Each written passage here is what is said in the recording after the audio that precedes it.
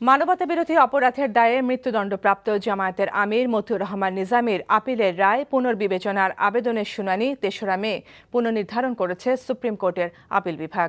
আসামিপক্ষের সময়ের আবেদনের প্রেক্ষিতে প্রধান বিচারপতি এস.কে সিনহার নেতৃত্বাধীন ৪ সদস্যের আপিল বিভাগ আজ এই দিন ধার্য করেন।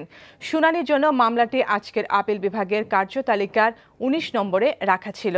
এর আগে ৩রা এপ্রিল শুনানির জন্য দিন ধার্য থাকলেও আসামিপক্ষের সময় চাইলে ১ সপ্তাহের সময় দিয়েছিল সর্বোচ্চ আদালত।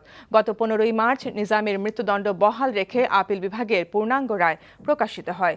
আর ২৯শে মার্চ ৪৬টি যুক্তি দেখিয়ে এই রায় পুনর্বিবেচনার আবেদন করেন নিজামী। আমরা আমাদের ব্যক্তিগত অসুবিধার জন্য, সিনিয়র কাউন্সিলের ব্যক্তিগত অসুবিধার জন্য আমরা আমাদের ছুটির পর যে কোনো দিন ধার্য করার জন্য আবেদন করেছিলাম।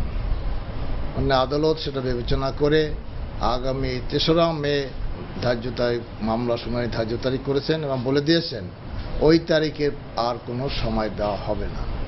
আদালত তার আইনজীবীকে স্পষ্টভাবে জানিয়ে দিয়েছেন ৩রা মার্চ ওই তারিখে মামলার শুনানি হবে এবং কোনো মতেই কোনো অজুহাতেই এ মামলার শুনানি স্থগিতের জন্য কোনো প্রার্থনা মঞ্জুর করা হবে না।